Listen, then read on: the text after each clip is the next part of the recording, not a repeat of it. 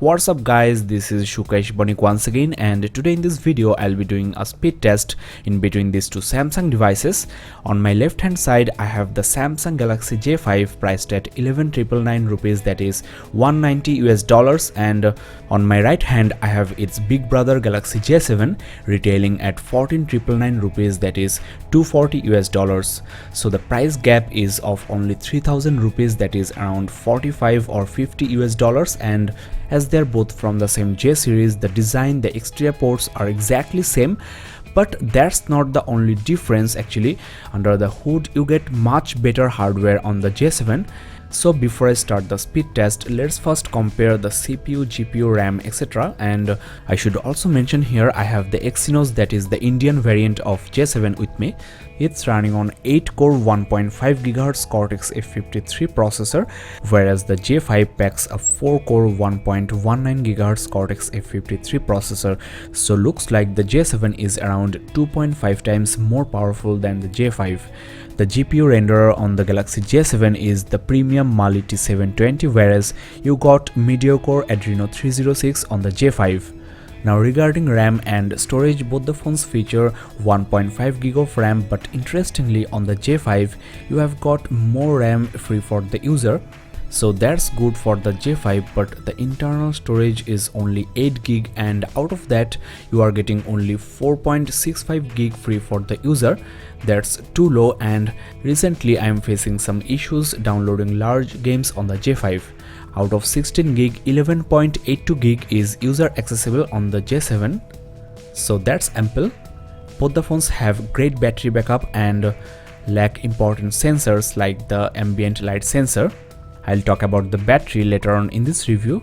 You can also check individual reviews on these devices to know more.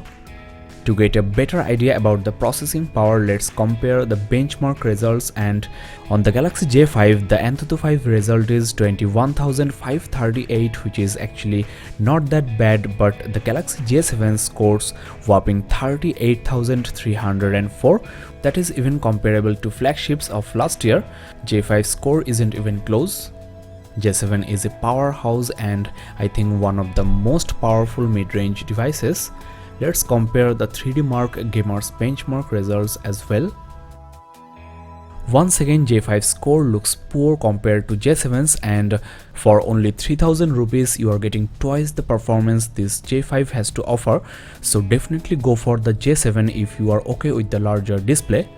In this context, I want to mention high graphics games like Nova 3 lags on the J5, whereas the J7 can smoothly handle I think all the games on the Play Store. Beyond doubt, this J7 is the best gaming phone at this price point. The graphics FPS of the Nina Mark II benchmark on J5 is 54.2 FPS, whereas you have got almost perfect 59.9 FPS on the J7. Well, there is another very annoying fact about this J5 you should be aware of. The multi-touch capability of this J5 is only up to 2 fingers. Nowadays, entry-level devices having half the price tag of the J5 supports at least 5-point multi-touch. J7 can handle 10 fingers at a time.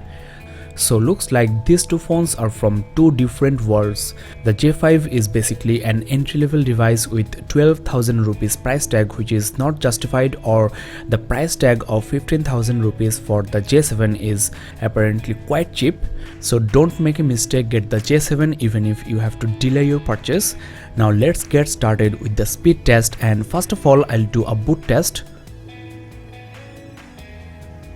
Well, both the phones switched off almost instantly. Now let's switch on.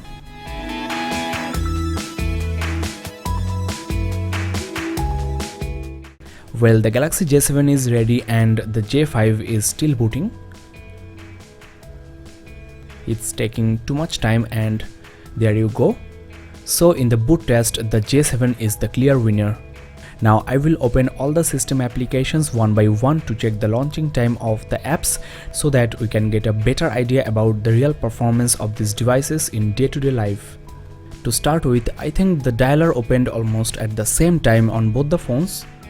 So that's a good start for the J5.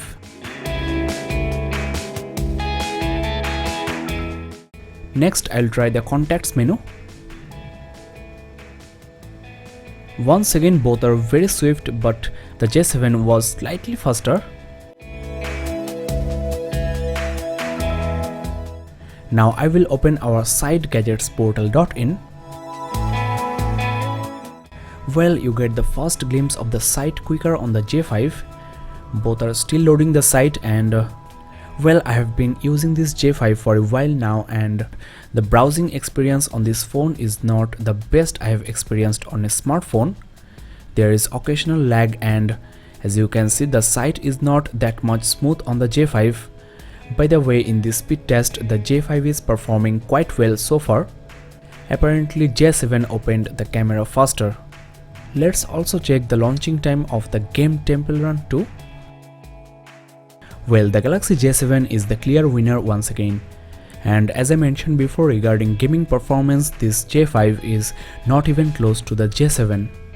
Well guys, let's quickly talk about the other few differences in between these two phones apart from the benchmark and speed test results. The primary difference is of course in the display size.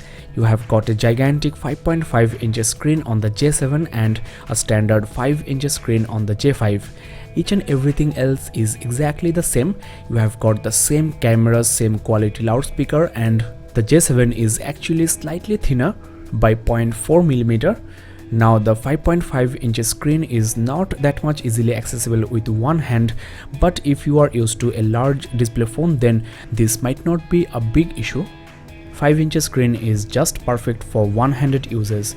Now regarding the software, the TouchWiz interface on both the phones are just identical, only there is a very handy feature added to the J7. It's called one-handed input, and what it does is you will get one-handed input option in the dial pad, in the keyboard, and also in the calculator for better one-handed experience with this gigantic J7.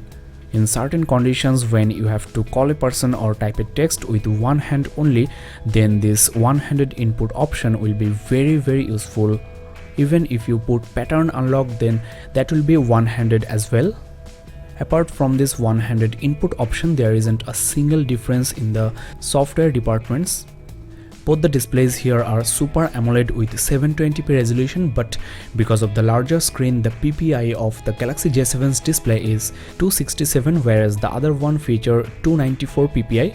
But from this normal viewing distance, there is no visible difference, and overall both the displays are decent for their price. Now let's quickly talk about the battery performances, and the Galaxy J7 packs a huge 3000 mAh battery, whereas you get a 2600 mAh battery on the J5. The battery performance of both the devices are just excellent. I'm getting more than 3 days on J7 as well as on the J5. I'm not quite sure which one is better, but I feel that J7 is performing slightly better. The next thing is the camera, and both the phones pack the same cameras at the rear as well as at the front. The camera quality is also just the same, I think. Because of the more powerful processor in the J7, there might be slight difference in the shutter speed, but the quality is the same. There is an added mode called HDR on the J7 for better dynamic range in the outdoor shooting. You can check the camera samples on my Facebook page, facebook.com/gadgetsportal. Well buddies, we are at the end of this comparison review, and so far this Galaxy J7 is a much better device to buy considering the price point. I have already done a speed test in between the J7 and the Motorola Moto G 3rd generation. The J7 beats the Moto G3 in every possible way. The J5 here is slightly inferior to the Moto G3, so among these three the J7 is the best, but if the 5.5-inch screen is too large for you, then go for the Moto G3, avoid this J5. Well, the 5.5-inch screen is actually not that large. I have used Galaxy Note 4 and presently using the LG G4. I am getting used to these large devices, so don't worry. If you love to play games and watch movies, browse the internet, etc., then a larger display will be more satisfying. Well, that's all in this review guys. Thanks a lot for watching. Check the channel for more reviews on this J7, J5 and the Moto G3. If you feel this review video was helpful to you, then don't miss the future uploads. Subscribe now and keep in touch. Check the description below for the buying links of these two devices as well. Thanks again for watching. Have a nice day.